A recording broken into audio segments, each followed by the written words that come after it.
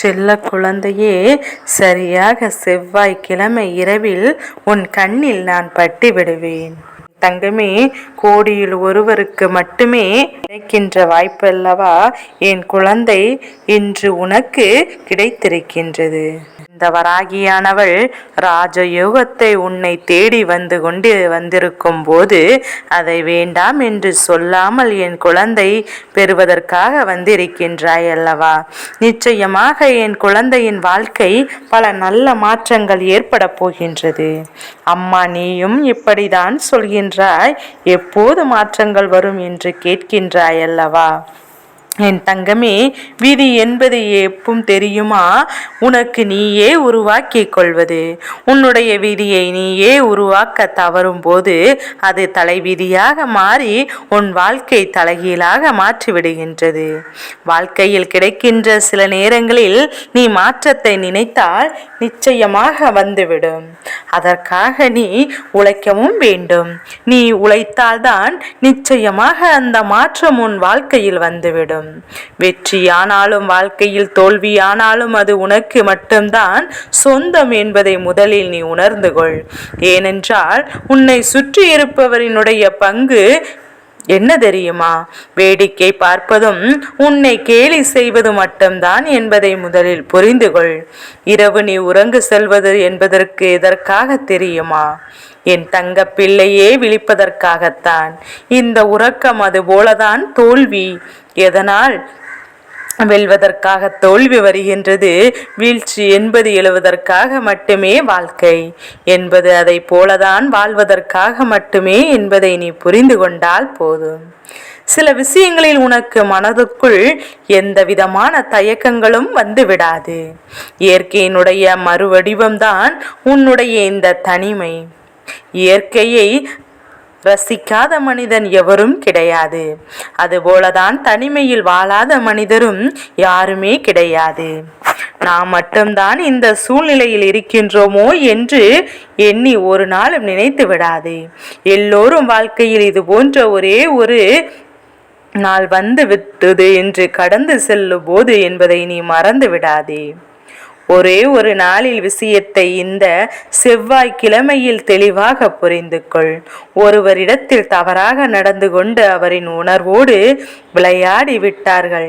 கடவுளிடம் வந்து சரியாக நடந்து கொள்வது என்பது உன்னுடைய வாழ்க்கையில் பயனற்ற விஷயமாகும் என்பதை மறந்துவிடக்கூடாது. இன்னொருவரை காயப்படுத்திவிட்டு மற்றவர்களுக்கு நியாயமற்றவராக இருந்துவிட்டு தெய்வத்திடம் வந்து உண்மையாக இருந்து நின்று கொண்டிருந்தால், தெய்வத்தின் மீது அதிக அன்பு கொண்டவராக நின்று கொண்டிருந்தால் நிச்சயமாக உனக்கு வாழ்க்கையில் மன்னிப்பு என்பதே கிடைக்காமல் போய்விடும் என்பதை மறந்து விடாதே. தெய்வத்தின் வாசலில் ஒரு நாளும் உனக்கு இடம் கிடையாது என்பதை புரிந்து கொள்ள வேண்டும். விமர்சனங்கள் வரத்தான் செய்யும். விமர்சனங்களால் ஒரு நாளும் உடைந்து போகக்கூடாது. உன்னை நீயே செதுக்கிக் கொள்ள வேண்டுமல்லவா? அது உன்னுடைய விவேகத்தையும் அதிகமான விவேகத்தைப்படுத்தவும் செய்யும். பேசி தீர்க்க வேண்டிய விஷயங்களை பேசி தீர்க்க வேண்டுமே தவிர அதை பேசி பேசியே வளர்த்து கொண்டிருக்க கூடாது. என்ன நடந்து கொண்டிருக்கின்றதோ அதை மட்டும்தான் நீ பார்க்க வேண்டுமே தவிர ஒரு நாளும் நடந்து முடிந்த விஷயத்தை மீண்டும் மீண்டும் கிளறி கொண்டே இருக்கக்கூடாது. அது உன்னுடைய நிம்மதியை மட்டுமல்ல, உன்னை சுற்றி உள்ளவர்களின் நிம்மதியையும் சேர்த்து கெடுக்கும் என்பதை மறந்து விடாதே. எந்த ஒரு விஷயமாக இருந்தாலும் யாரை பற்றி சொல்ல வேண்டும் என்றாலும் அது யாரை பற்றியதோ அவரிடத்தில்தான் சென்று சொல்ல வேண்டும். நீ இன்னொருவிடம் சொல்ல வேண்டும் என்று நினைத்து விட்டால் அதை அவரிடத்தில் தான் சொல்ல வேண்டுமே தவிர ஒரு நாள் மற்றவரிடத்தில் சொல்லக்கூடாது. எந்த ஒரு செயலை செய்வதாக இருந்தாலும் அதில் உன்னுடைய நிலை மிகவும் உறுதியாக இருக்க வேண்டுமே தவிர ஒரு நாளும் அந்த உறுதியானது பிடிவாதமாக மாறக்கூடாது. விவரம் என்னவென்பதையும் தெளிவாக எடுத்து செல்ல வேண்டுமே தவிர எப்போதுமே வீண் வார்த்தைகளை மட்டுமே அங்கு பேசி நேரத்தை வீணடித்து கொண்டிருக்க கூடாது. வாழ்க்கையில் இது போன்ற விஷயங்கள் உனக்கு எப்போதுமே தெரிந்து கொள்ள வேண்டிய தீர்வு என்பதையும் என்ன தீர்வு என்பதையும் நீ விரும்ப வேண்டிய தவிர வேறு ஒரு தேவையில்லாத விஷயங்களையும் மனதில் போட்டு குழப்பி வாழ்க்கையில் நீ தொலைத்து விடக்கூடாது. என் தங்கமே, உண்மையை சொல்வதற்காகத்தான் சத்தியம் என்ற ஒன்று இருக்கின்றது. நிச்சயமாக உண்மையை சொல்வதற்காகத்தான் நீ சத்தியம் செய்ய வேண்டியதாக இருக்கின்றதே தவிர பொய்யை எப்படி வேண்டுமானாலும் எப்போது வேண்டுமானாலும் சொல்லிவிட்டு சென்று விடலாம். அப்படித்தானே இன்றைய உலகம் மாறிவிட்டது. என் பிள்ளையே, கரையும் மெழுகின் இருளை கடந்து விட முடியும் என்ற நம்பிக்கையில் வாழ்க்கையில் இருக்க வேண்டும். எப்படி மெழுகு தன்னை உருகி எல்லோருக்கும் வெளிச்சத்தை கொடுக்கின்றதோ அதுபோலதான் உன்னுடைய நம்பிக்கையும் உன் வாழ்க்கையில் உனக்கு வெளிச்சத்தை கொடுக்கும் என்பதை நீ மறந்துவிடாதே. வாழ்க்கையை பிடிக்கவில்லை என்று நீ வெறுத்து விடாதே. வாழ்ந்து கொண்டிருக்கின்ற இந்த வாழ்க்கைக்கு உன்னை விரும்புகின்றவர்களுக்கு நீ கற்றுக் கொடுக்க வேண்டும். நீ கற்றுக் கொடுக்காமல் இருந்துவிட்டு அது பிடிக்கவில்லை என்று ஒரு நாளும் சொல்லக்கூடாது.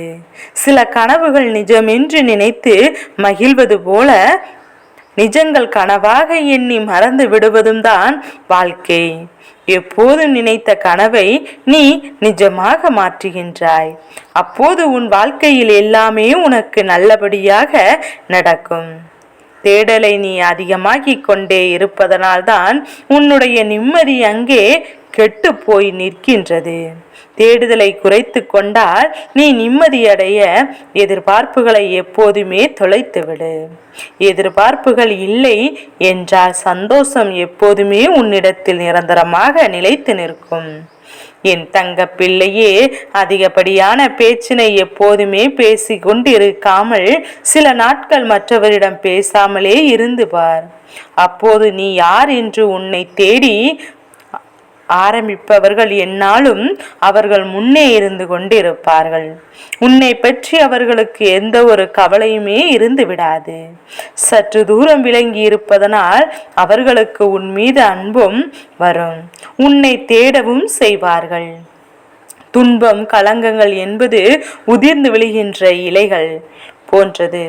மகிழ்ச்சி என்பது துளிர்விக்கும் இலைகள் போன்றது. உதிரும் இலைகளை துளிர்விக்கும் இலைகளுக்கு எப்போதும் உரமாக்கி விட வேண்டும் என்றுதான் சொல்கின்றேன். உன்னுடைய மகிழ்ச்சியை பெறுவதற்கு இந்த துன்பங்களை நிச்சயமாக என் பிள்ளை நீ மகிழ்ச்சிக்கு உரமாக இட்டு நீ சந்தோஷத்தை அடைய வேண்டும். நிச்சயமாக வாழ்க்கை நீ எப்போதெல்லாம் எந்தெந்த விஷயங்கள் எல்லாம் உன்னை விட்டு செல்ல கூடாது என்று நினைத்தாயோ அந்த விஷயங்கள் கூட ஒரு நாள் உன்னை விட்டு ஒரே அடி தூரம் விலகி செல்வதற்கான வாய்ப்புகள் இருக்கத்தான் செய்கின்றது. எதுவுமே உன் வாழ்க்கையில் நடக்க வேண்டும் என்றால் கனவுகள் மெய்ப்பட வேண்டும். மெய்ப்பட வேண்டும் என்றால் கடினமான உழைக்க வேண்டும். காட்சிகள் கண்களில் பிரம்மமாக தோன்றினாலும் நீ நினைத்தால் நிச்சயமாக ஒரு நாள் நிழல் கூட உன்னுடைய வாசமாகும் என்பதை மறந்து விடாதே. தளர்ந்து நிற்காமல் ஒரு நாளும் சோர்ந்து இருக்காமல் நிச்சயமாக வாழ்க்கையில் முயற்சி செய்தால் வெற்றி என்பது எட்டா தூரம்தான் என்பதை தெளிவாக மனதில் புரிந்து கொண்டால் போதும். அதிகம் பேசுபவரை தான் உலகம் அதிகமாக விரும்புகின்றது. அளவு பேசுவதனை தான் உலகம் அதிகமாக மதிக்கின்றது. அதிகம் செயல்படுத்துவதால் கை கூப்பிப்பார் என்று தொழுகின்றது. நிச்சயமாக தெய்வத்தை வணங்குவதற்கு என்றும் எந்த விதமான தகுதிகளும் உனக்கு தேவை கிடையாது. உனக்குள் இருக்க வேண்டிய ஒரே ஒரு தகுதி உன்னுடைய மனதிற்குள் இருக்க வேண்டிய தூய்மையான எண்ணங்கள் மட்டும்தான். முயற்சிகள் முக்கியம்.